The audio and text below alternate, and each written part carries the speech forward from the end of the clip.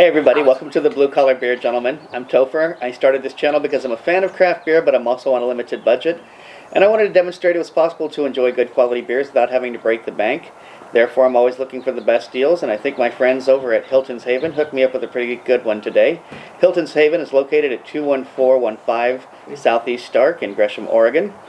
And for $2.50, they hooked me up with the Tayberry Sour and a pint can. This is from West Coast Grocery Company. This is my first time trying a West Coast Grocery Company beer. West Coast Grocery Company is located at 1403 Southeast Stark, which is about 18 miles from where I am right now. This is a collaborative effort between them and Bauman's Century Farm Cider, and Bauman's is located in Gervais, Oregon, which is about 43 miles from the greater Portland area. So this beer at the time of the recording is 7 months old, which up here in Oregon is considered a little bit old. Down in Vegas, that'd be considered fresh. So I'm going to call that Vegas fresh.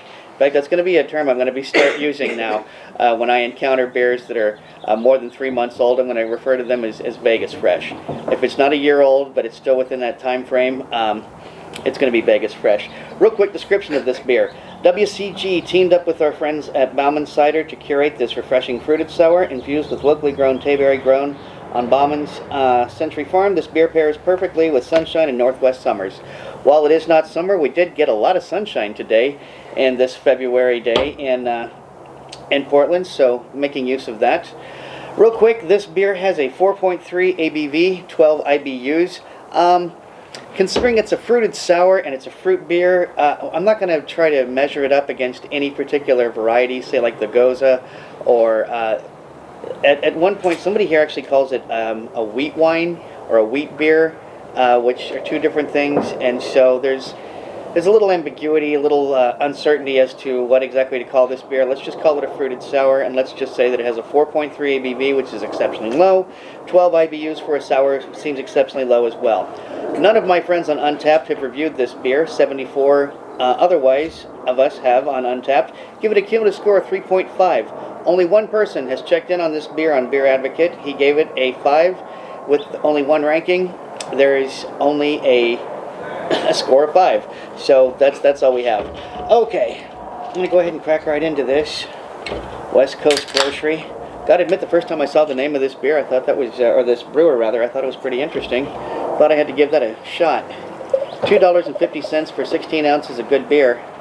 Ain't a bad price at all. Wow, this pours a really, really nice, well, it's almost like the color of pink lemonade. You know, it's like a cross between pink lemonade and Hawaiian punch. It does have a little wispy head on here. Not seeing much in the way of lacing, but then again we've got, what was it, a 4.3 ABV, so not a lot of sugar to this. I will describe that as medium-high carbonation. Lots of tiny little bubbles coming up.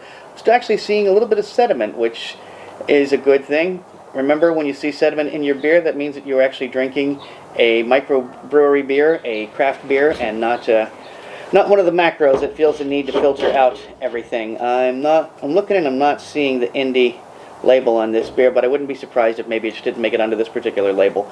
So Nancy's not going to put up the independent craft beer logo because as of yet we don't have proof that they have earned it yet. Let me go ahead and give this a quick beard wipe, see what I encounter. A composite of fruit. I mean, that's exactly the way to describe it. No specific fruit, you know, nothing like lemon or orange, just, yeah, a real combination of fruit. I'm getting like sort of an apple-y, strawberry, orangey, lemony, more citrus than any other fruit, I would say. I'm not getting so much stone fruit, but definitely a lot of citrus. And so I'm just going to go ahead, quit yapping my flap, and start drinking some beer. Cheers.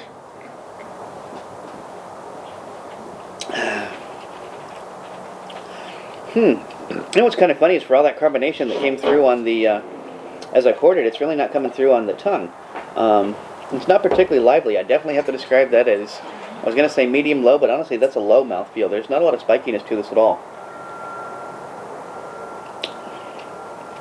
12 IBUs. I was not expecting it to be overly sour, but at the same time, if it's a fruited sour, I got to wonder what exactly, how exactly it ranks as a sour. I wouldn't know Tayberry if I was being pelted in the head with them. So I don't know whether this is true to Tayberry flavor or not. And Charlie's going to help me out. You know, invariably we've got one cat or another somehow helping me out with these videos. Yeah, I wish I had a better understanding of Tayberries and what they taste like. This is kind of fruity, but it's almost like a rattler, you know. It's where they put the grapefruit juice with a low ABV beer.